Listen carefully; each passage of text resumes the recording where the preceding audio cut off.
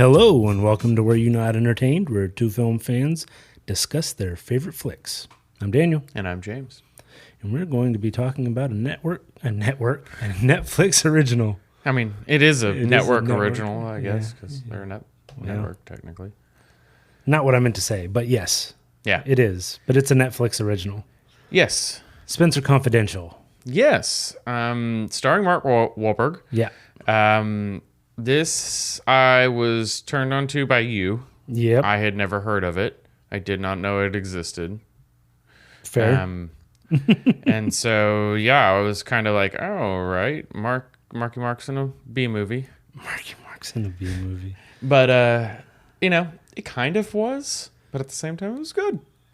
It had much more production value than a B movie. Now, I will give you granted, some of the acting from some of the various people was B movie-ish, but it wasn't a B movie per se. Right. Obviously not a big blockbuster kind of movie. I also feel like it was kind of a ripoff of Jack Reacher. Like it felt very Reacher-esque to me. I don't know about that. Yeah?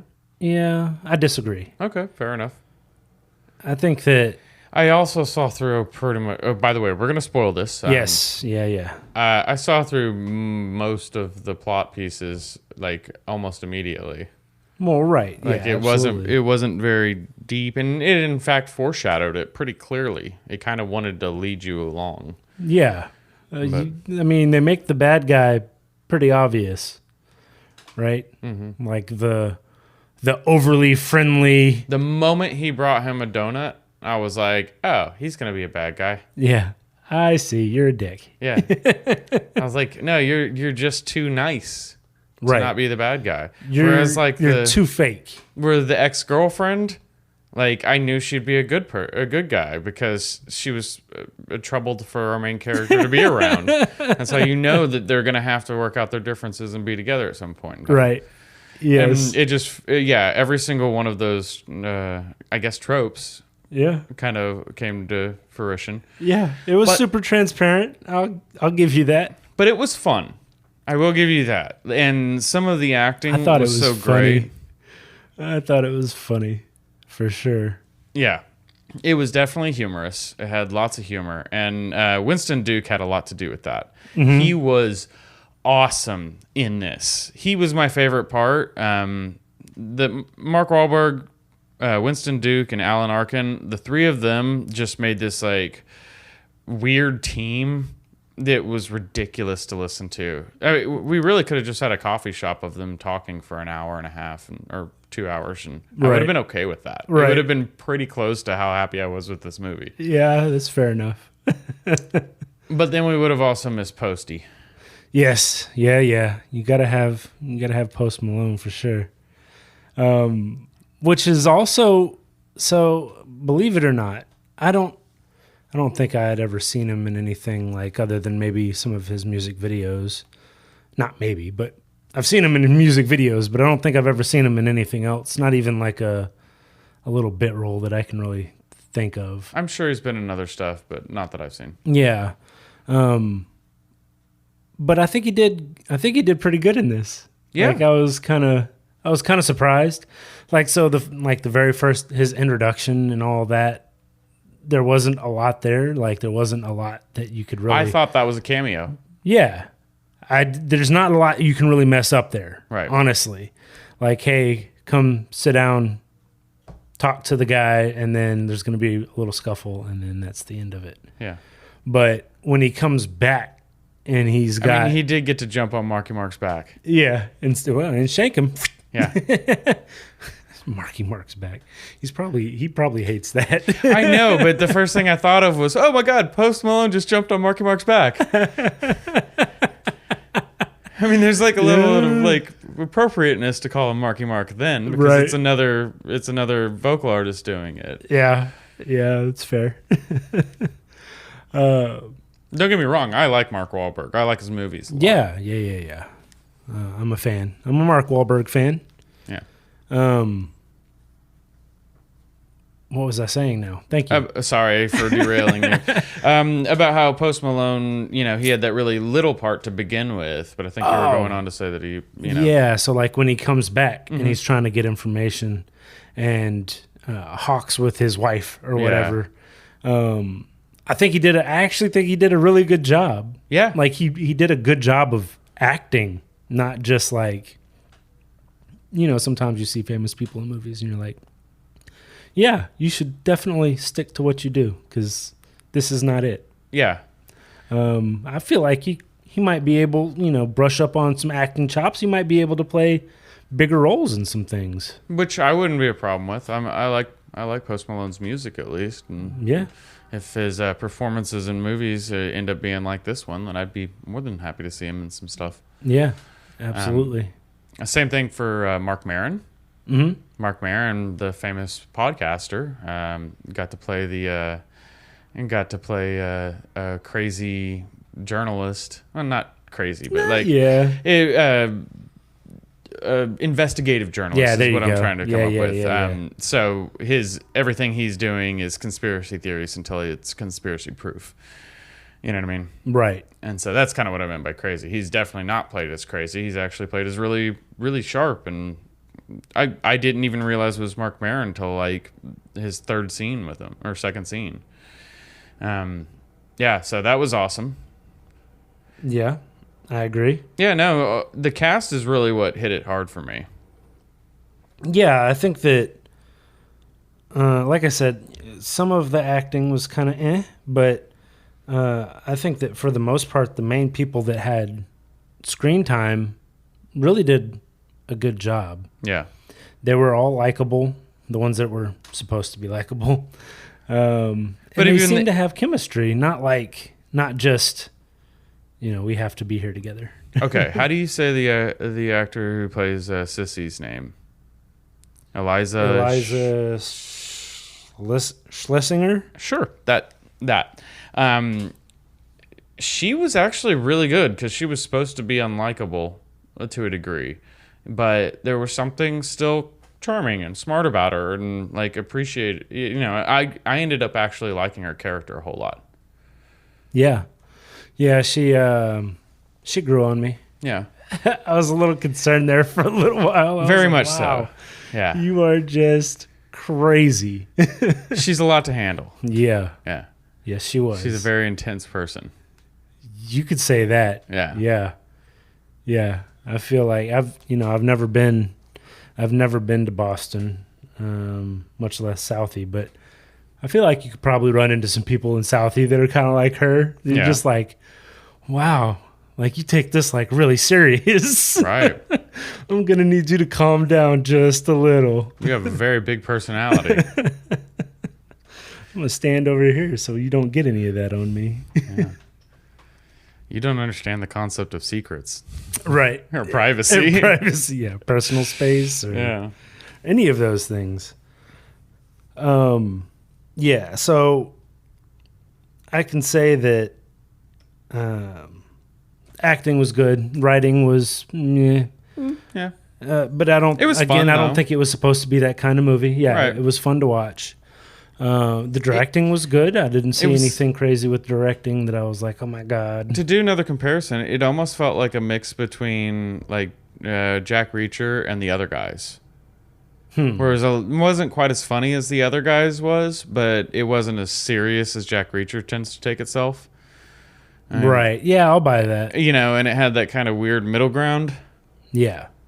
But Jack Reacher and comedy, not a lot of that. Right, exactly. So yeah, that seems to fit to me.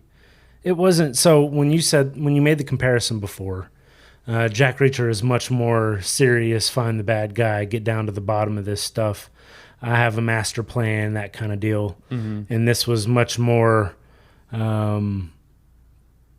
this situation doesn't sit right with me. Yeah. It's unsettling and there seems to be some injustice going on here. And so I'm curious. And I'm going to stick my nose into other people's business to to satiate my curiosity. Yeah, fair enough. Well, it does. They both have that kind of vigilante style to them. Yes. You know, a man outside the law used to be within the system. Yeah. The system didn't work around him, and he went above and beyond to get himself in trouble. Right. And so, yeah, okay, it does fit. They're the same guy. now, and this one also, but I mean, they definitely teed it up for a sequel if it does well. Yeah, no, they So- absolutely teed it up for a sequel.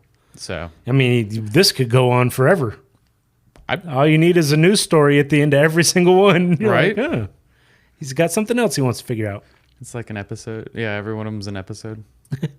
I went to golf school with that guy. Yeah, exactly. Man, you know everybody in this city, dude. That was the cabbie that drove me around for. I was like, At man. some point, it's going to be like, definitely don't meet this guy, because if you meet Spenser, then you're probably going to be framed for something. Right. Like, it's going to get ridiculous. It's a bad omen. Right. He's the black cat. Not you, man. I don't want to be framed for nothing. Go away. Either that or you're the bad guy, right? Yeah. Yeah. Maybe it is him. Maybe he's the bad guy. Yeah. He's actually the mastermind Yeah. of everything. He never had a partner. It was like Tyler Durden. Right. Yes, exactly. Yeah. It was all in his head. Yeah. He shot himself. He put half of himself in prison. Yeah. Oh, wow. That was a stretch. Yeah. Fair enough, though. I felt like the action was pretty good. There was a The good amount of action that. was good. I was a little disappointed that he stole the big rig to run it through a bunch of people's cars. I knew that was the only reason he was going to big rig class. The moment he got up on that big rig, I was like, oh man, he's going to drive that through something. Yeah, Like, but as I was soon as like, I saw that thing and him admiring it, I was like, he's going to use that like a monster at some point in time. come on, man, it's got a sign. Can't you see the sign? Yeah. No, didn't even see that there. Yeah. Of course you didn't when you went and stole it and then rammed it through cars. Yeah. You just shattered some poor lady's dreams. I do want to say again, man, Winston Duke as Hawk, he was, it's weird to get in a movie like this to get a secondary character fleshed out as much as he was. That was a long investment and it was so good. Like it added a dynamic to the end of the movie that I wasn't expecting in the beginning. I very much thought that this was going to be a one-man army kind of thing. And because it didn't really, you knew Hawk was going to be important some way, but I didn't think he was going to be like a partner. And I definitely didn't think that Henry, Alan Arkin's character, I didn't think he was going to be as involved as he ended up being. I thought he was going to be a pawn, like he was, captured by the bad guy and do what I say or the old man gets it kind of thing. But not like in every scene. Right. Yeah, he was in the movie. I thought he would be the one going, like, you can't get into this the whole time. And, Spenser was trying to hide it from him the whole time. Right. Now, I felt like that was the natural dynamic. And that's not where they went. They kind of turned this into like a justice for kicks, team up thing. Kind of. I want to say justice for hire, but they're not taking money for any of this. No. Yeah. He was private eye-ish, but without the license or the client. Yeah, exactly. Yeah, and I will say that, so like the character development of Hawk was really subtle. Like they didn't delve into a lot of things with him. Like there wasn't this huge interpersonal story about who he was and where he came from and all that. You got bits and pieces, talking about his dad, sticking his nose into other people's business. Yeah, but they didn't spell out the sad tragedy like they would normally do in most movies. You're like, oh, he's got a tragic backstory. How about you have a 5-minute monologue, maybe with some flashbacks. Or a flashback. Yeah, exactly. Like it's and they didn't go down that. They just let him be complex. Yeah, and he was just and that's really all I want to say on that. Okay, fair enough. Yeah. And then next thing you know, talking about he nailed the I can't remember the guy's name, but he nailed the cat to the door. Oh yeah, the mobster guy. Yeah, Yeah. This guy killed a cat. And that was like all he got from That's that. what you took away from that? The whole story. This guy killed a cat, and he was in from then. And he didn't like help him chase down the car either. He was like, I got the license plate. Yeah. Yeah. I love that he was at the gym, right? Yeah. He just left. He was Yep. like, yeah, he's running. Now you got mauled by a dog. That sucks. Here's a license plate. Yeah, exactly. You're just going to do nothing? Oh, well, I mean, there's a license plate. Well, you got the license plate? You let me do all that? No, it was really great. It was a fun movie. I was glad that I watched it. I'm glad you talked me into it, I guess. Sure. We'll say I talked you into it. You recommended it, but there's no way I would have turned it on if you weren't like, hey, let's check out this movie and talk about it on an episode. I probably would have just let it slide and been like, it looks fine. The commercial doesn't do it justice. The trailer? No, it doesn't. Yeah. But it had Mark Wahlberg in it, and there are some, I guess, comedies that he's in that, like, I'm not a huge comedy fan, and so there are certain comedies that I'm just like, meh, it's fine. Yeah, like Daddy's Home was the first one I thought of as well. Yeah. I love both of them, and I just wasn't really into the movie. It was fine, but yeah, exactly. I haven't seen the second one. So I've seen him in stuff like that's kind of been the case, but there have been a lot of things that he's been in that I really enjoyed. Mm-hmm. I mean, whatever, but a lot of movies. And so when I saw him in it, and then I kind of saw the preview as some kind of comedy, but nothing really slapstick about it, and action, I was like, okay, I've got to check it out. Like, I've got to at least kind of sit through it and see what it's about. Yeah. And I'm glad I did. I don't know that it did great. Well, I don't know if we get those numbers. It's a Netflix show. Yeah, I mean, you still get reviews. Oh, okay. Review wise, Yeah, you're yeah. talking about like dollar wise. I'm like, I don't think they rate it the same. No, on IMDb it's got a 6.2 out of 10.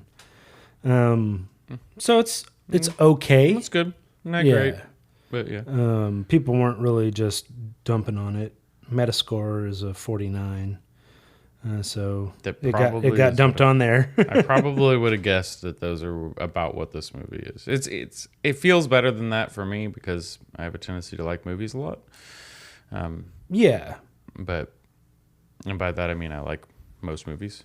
One thing that I absolutely have to bring up is that dog was the best casting of the entire movie. Because that dog did not care about Mark Wahlberg whatsoever.